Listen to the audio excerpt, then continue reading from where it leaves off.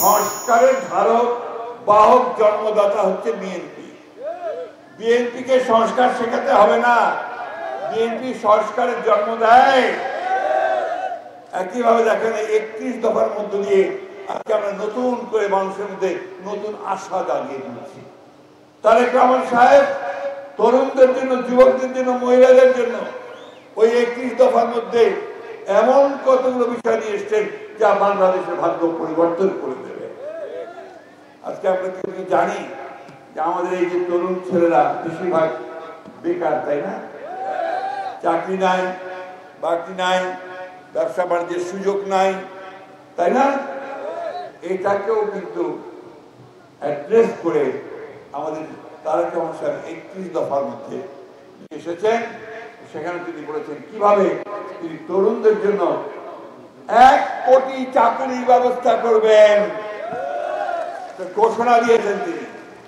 কিভাবে করবেন তার সমস্ত ব্যবস্থা তৈরি করা হচ্ছে, তার সমস্ত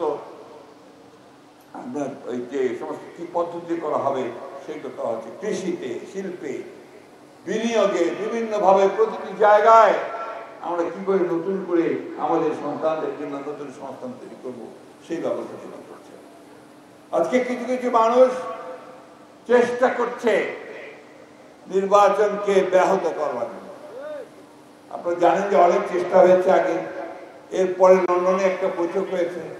সেই বৈঠকে আমাদের নেতা তারেক রহমান সাহেবের সঙ্গে উপদেষ্টা মন্ডলীর প্রধান প্রফেসর ইউনূসের সঙ্গে একটা বৈঠক হয়েছে।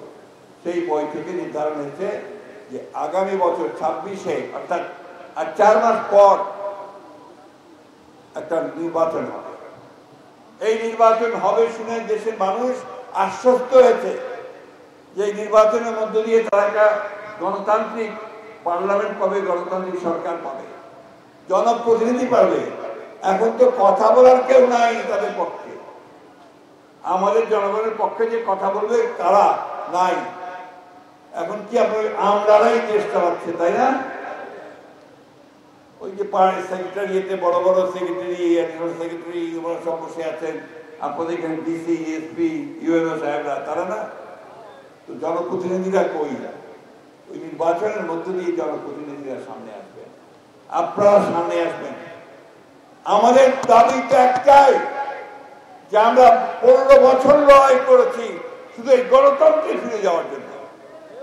দেশের মালিক জনগণ, সেই জনগণের ক্ষমতা জনগণকে ফিরিয়ে দেওয়ার জন্য। বন্ধুগণ, তার জন্য আমরা ত্যাগ স্বীকার কম করিনি। আমাদের নেত্রী দেশনেত্রী বেগম খালেদা জিয়া 6 বছর কারাগারে রং করেছিল। আমাদের নেতা এখন পর্যন্ত তিনি বিদেশে অবস্থান করছেন 18 বছর ধরে। আমাদের 60 লক্ষ মানুষের বিরুদ্ধে মিথ্যা মামলা দেওয়া হয়েছে। কি ভুল বলছি নাকি? প্রায় 20,000 মানুষকে হত্যা করা হয়েছে।